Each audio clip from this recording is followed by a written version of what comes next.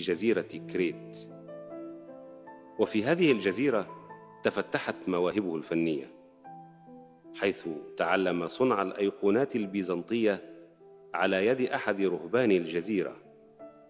وكانت كريت تتبع جمهورية البندقية في ذلك الوقت.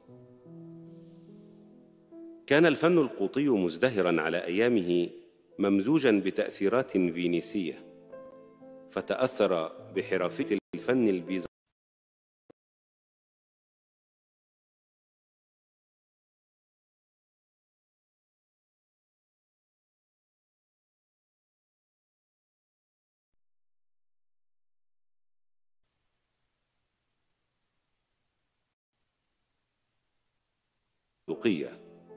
تجيش في صدره الآمال بعدما سمع عن بلوغ فن التصوير أوجه فيها، وأغلب الظن أنه انضم إلى الجالية اليونانية الكبيرة في تلك المدينة العظيمة. كان نشطاً في كريت والبندقية وروما، وفي خلال الفترة الثانية من حياته عاش في طليطلة بأسبانيا، وتوفي فيها عام 1614. وبعد وفاته أهملت أعماله حتى بداية القرن العشرين، حيث أعيد اكتشاف تجربته الفنية، ويعتبر الآن من رموز الفن الغربي. أما اسمه غريكو فلقد اشتهر به في إسبانيا، وهو يوحي بأصله اليوناني، ولعل أجداده هاجروا إلى كريت من القسطنطينية بعد أن فتح المسلمون هذه المدينة اليونانية. عرفت لوحاته بالطابع الديني، وكان من أبرز رسامي أوروبا في القرن السادس عشر، وقد حول الأسلوب البيزنطي المستمد من الفسيفساء للوحاته الأولى إلى أسلوب يعتمد الأساليب الغربية في فن التصوير. يتضمن أسلوبه المميز الأشكال والألوان العريضة مع بعض الأشكال المحرفة قليلاً والممددة. يعد الغريكو من رواد المدرسة الفنية التي أطلق عليها اسم المانيريزم.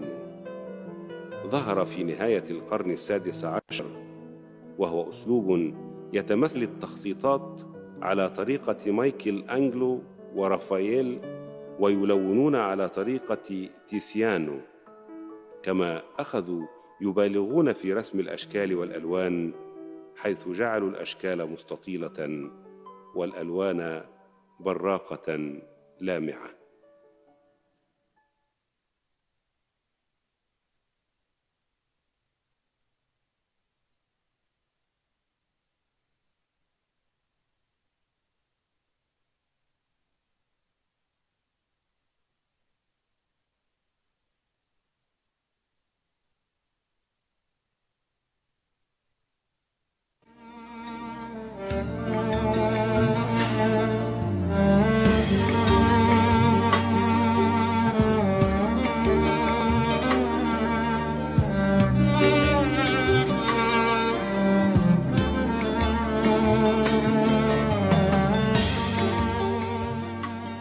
داؤها وطبيبها لإبراهيم الصولي.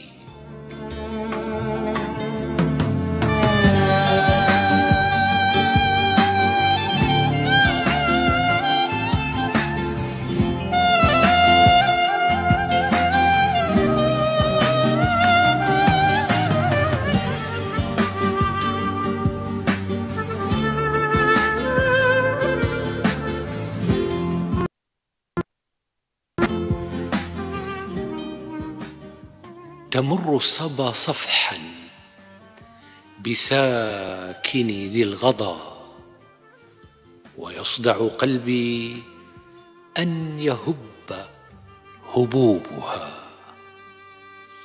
قريبة عهد بالحبيب، وإنما هوى كل نفس حيث حل حبيبها.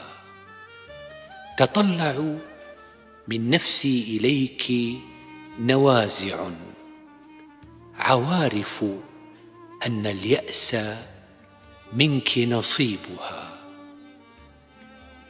توحش من ليلى الحمى وتنكرت منازل ليلى خيمها وكثيبها، وزالت زوال الشمس عن مستقرها، فمن مخبري في أي أرض غروبها.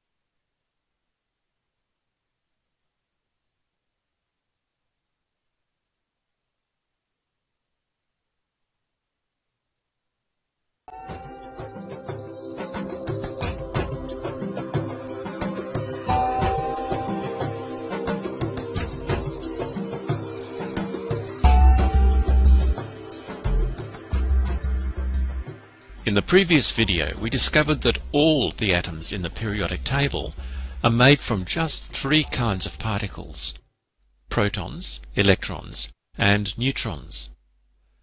The whole world, in fact. Amazing. We know that the heavy protons and neutrons live in the atom's center, called the nucleus. The proton carries a positive electric charge, and the neutron is neutral. The light electrons whiz around the outside of the nucleus and trace out the shape of a fuzzy ball. They carry a negative electric charge. We can show the electrons moving, but it will be easier to keep them still in this video. We can still learn important things about atoms by simplifying the real picture. Let's pretend we have a pile of each of these particles, and then build some atoms from scratch. What's the simplest and lightest atom you can think of? It must be the one with an atomic number of 1. Did I hear you say hydrogen? It makes sense that this atom is made by using just 1 proton.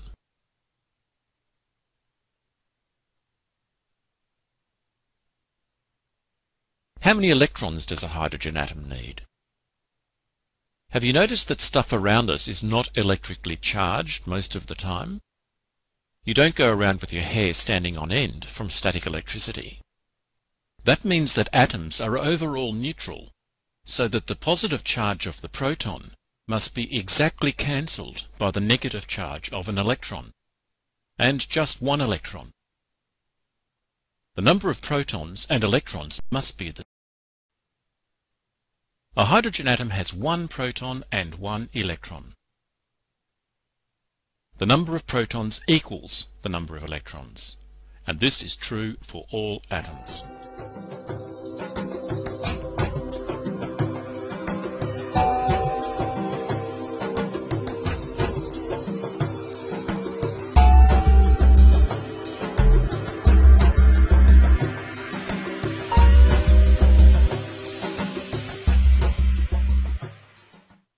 What's the next atom on the periodic table?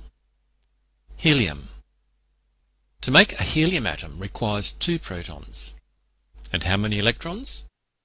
2. We've just learnt that. 2 pluses and 2 minuses. Overall, neutral. But we have a problem, Houston. The two protons in the nucleus both carry the same charge. Why is this a problem? They will repel each other, so the nucleus will fly apart. This is where neutrons come in handy. Neutrons provide some extra glue to hold the nucleus together. There's an extra attractive force that belongs in the nucleus, called the strong nuclear force, that works only between nuclear particles. Without this force, the nucleus would disintegrate. Phew, again. By the way, they won't tell you about the strong nuclear force until you get to university. So this is a kind of trailer for you. A hydrogen atom doesn't need a neutron. Why? It has only one proton in its nucleus, so it won't feel any repulsive forces by nearby protons. Hydrogen is the only atom that can do this. All other atoms must have neutrons in their nucleus to keep it together. But from now on, we're going to ignore the neutrons in building our atoms to make our video easier to follow. Let's remember, though, that neutrons are found in all atoms that have more than one proton. How do we make the third atom, lithium? How about with 3 protons and 3 electrons? That's correct. But we've got another problem, Houston. Electrons live in shells that are wrapped around the nucleus, and the first shell can take only 2 electrons before it becomes full. So lithium has too many electrons to squeeze them all into the first shell. Luckily, there are plenty of shells available. So after 2 electrons fill the first shell, the extra electron can go into the next shell and can take up to 8 electrons. This is like a strange hotel that has only 2 beds on its first floor. So after 2 guests are booked in, extra guests have to be sent to the higher floor. The hotel's second floor has 8 beds, and so after the next 8 guests book in, this floor is also full.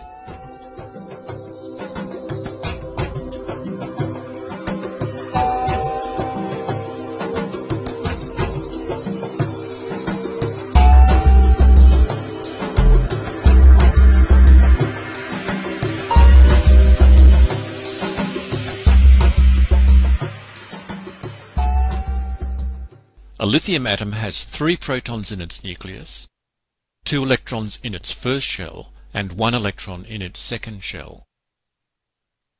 The number of electrons in each shell is incredibly important because it affects the properties of the element and how it will behave in the world. For example, lithium is a metal because it has a single electron in its outer shell. We will explain how this happens later. The number of electrons in each shell of an atom is called its electron configuration. You should ask your parents if they know what electron configuration means. They're really cool words to learn. The electron configuration of lithium is 2 electrons in the first shell and 1 electron in the second shell. Or sometimes scientists just write 2, 1 for short. We're on a roll here. What is atom number 4, and how many protons and electrons does it have, and where do they live? Did you say beryllium, with 4 protons and 4 electrons? With all 4 protons living in its nucleus, 2 electrons in its first shell, and 2 in its second shell. If so, you can move to grade 11 in high school. Beryllium's electron configuration is 2, 2. 2 electrons in the first shell and 2 electrons in the second shell. Next atom is number 5, boron. It has 5 protons and 5 electrons. 2 electrons in its first shell and 3 electrons in its second shell. Its electron configuration is 2, 3. Then number 6, carbon. 6 protons and 6 electrons. Its electron configuration is 2, 4. Do you notice a pattern here? The number of the atom, its atomic number, is always the same as the number of protons in its nucleus. Earlier we learnt that atomic number meant the place of an atom in the list of atoms from the lightest to the heaviest. When scientists discovered these subatomic particles, they realized that atomic number was also exactly equal to the number of protons in the nucleus. It means that an atom's identity, that is, whether it is hydrogen or aluminium or gold, depends only on how many protons are in its nucleus. The atomic number of an atom is equal to the number of protons in its nucleus.